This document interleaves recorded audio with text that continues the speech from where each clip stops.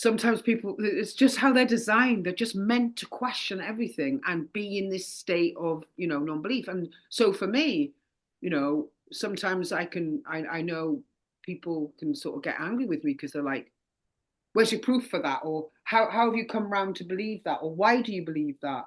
But he's done this, there's this, there's that. And I'm like, I'm open to being wrong. I'm Mm. open to being wrong. I'm okay with being wrong. I'm, you know, I've got this opinion right now on this day, on Friday, whatever time it is, you know what I mean? But I'm totally open to being wrong about that. And it's okay. Because at the end of the day, there's lots of different realities going on. There's lots of different movies being played out. There's lots of different psychological operations going on. There's a whole, so, the more I kind of understand that actually, I welcome melancholy now. I used to think, oh God, no, no, no. I can't have any depression.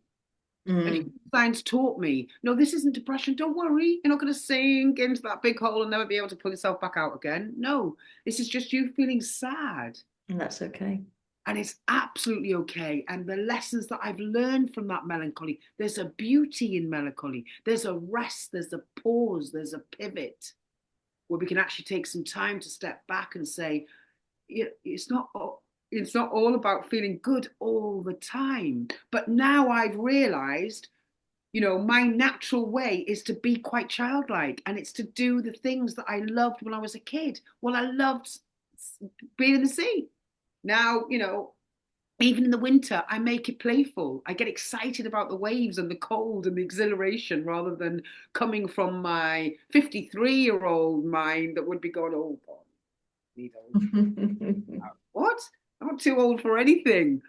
Any experiences that refresh me, revive me, restore me, trigger me, challenge me, put me on my bum, whatever, take me out with the waves, but hey, I come crashing back. Brilliant. It's exciting. It reminds me I'm alive. It reminds me of the elements. It reminds me to respect nature. It reminds me that, I can just step into the sea and my whole mood's changed within 10 minutes. Why wouldn't I do that? So what? It's raining. So what? It's just rain. I'm just going to get wet.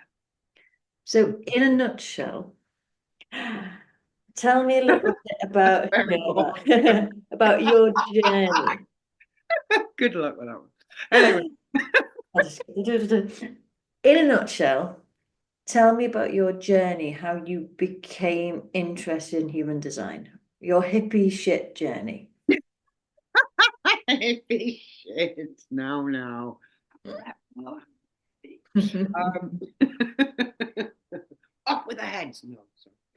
Um, yeah, well, I found it in 1997. Like I said, this I couldn't believe that there was actually going to be some self-development course being held in Newcastle and not London for a change. In my 20s, it was very much like that, and I was very interested in sort of Louisa LaHaye and all kinds of modalities. And I was a addict to class A from 18 to 21, and then I went into rehab. And so from 21, really, working with some very qualified ex-addicts and alcoholics and psychologists and counselors. And I was very, very, very lucky. I had almost 2 years of, living in a halfway house and being in a rehab and really taking a deep dive on myself at that very sort of young age Mm. and giving up chemicals, giving up alcohol. And so so I was very fascinated then because even though it was only out there for 3 years, I felt like I'd wasted a lot of my time, and I did. I didn't create anything. I didn't do anything. Nothing exciting happened. It was boring, really. But it put you on this journey. Yes, it did. Yes, it did. And so Richard came up, and it was held in a hotel, and there was a lot of people up from London. And I mean, I've still got some of the friends from there today. I made some lovely bonds with people. And so, yeah, he basically sort of explained um, this your chart and what it looks like, and it's got these nine motors, as they're called, which is the Okay, so we've got the 12, you've got the 9, you've got there's so many numbers. yeah, yeah, and of course your numbers of your profile, which of course, yeah, you're right. I mean, numerology is a thing, but I suppose like I say, you know, we can spend so long, I've a recent company with an atheist and a very stubborn one at that. And it's like, if being an atheist makes you happy, that's cool. But, for me, it's about understanding my true self and who I was before any traumas, before any wounding, before society and school and my parents and all the rest. So for example, I grew up in a family as the only person with an emotional authority. And how interesting. So I've been told all my life by my family, you're too emotional, you're too much, you're too intense, you're too dramatic. How can you be too, how can you be too emotional? I mean, Mm. we don't say you're too clever, you're too intelligent. It's got to change. You know what I mean? And then yet we shame the people who are the mystics and the sensitives and the ones with the insight and the kind ones and Yeah. the So, empaths yeah, who are sensitive and who did need that cuddle more than they needed a cake. You know what I mean? Now, 53 years on, got to, trying embracing their sugar issues. This is what I mean. It's being able to go, okay, that's my mum, that's not me. That's my dad, that's not me. Do I really like that kind of furniture? I had in all through my 20s, I had antique furniture in all the houses and flats I lived in. Why? Because I was so affected and influenced by my parents' sort of likes and things. And like I said, then I stepped into human design and I thought, oh, you're actually quite different. You're quite individual. And one of the lines I've got in my thing is marches to your own beat, and mm, that's definitely true. And now I'm, those who kind of poo-poo that or grill that or question that or deny that or yeah, you know want to sort of put you in a box. So are you a witch? Are you a hippie then? Well, are you, what are you? And it's like, no, I mean, some of these sister circles that come together and do a lot of the sort of sexual practice stuff and mirrors and all that kind of very intimate work, that fills me with absolute dread. But on the other hand, like I've totally gone on my own investigation of BDSM and been on a BDSM site and interacted with people from all over the world and because I've wanted the experience. I want to understand. I want the experience. I'm all about experience, mm, and my bank of experience is full. And it's like, you know, the, the sort of, and I guess as well, understanding, thank God again, like I say, I know now that I need to parent my children who are very, very different. My daughter is a generator, but she's sacral. So Harvey and I have an emotional authority. So we're synced with that. And Sophia doesn't. So sometimes she's like, oh, him and I's energy can feel like a bit limpid, like a bit much, like a bit. And other times it's beautiful, and she just wants to be around because when we're happy and we're in that lovely tranquility of our compassion and our softness and just feeling emotionally good, and soft and free and just wanting to express that in playful ways. He's very playful. I'm very playful. So it's just sort of it's understanding, and like I say, to know that I'm a mother of a projector and not to be shaming him about the fact that, yeah, put him in a class, he'll box for the full 2 hours, no problem.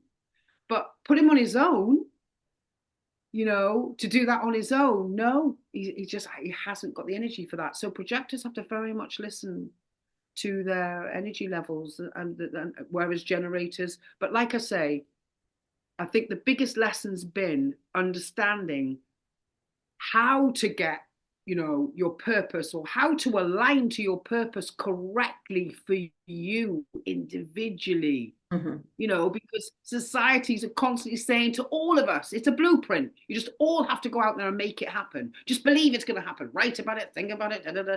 That might work for me. It doesn't work for you. You've got a completely different process. You need to be invited. Can you ask to be invited, though? Yes, you can. You don't have to sit there getting all bitter and angry, going, when are my opportunities going to come?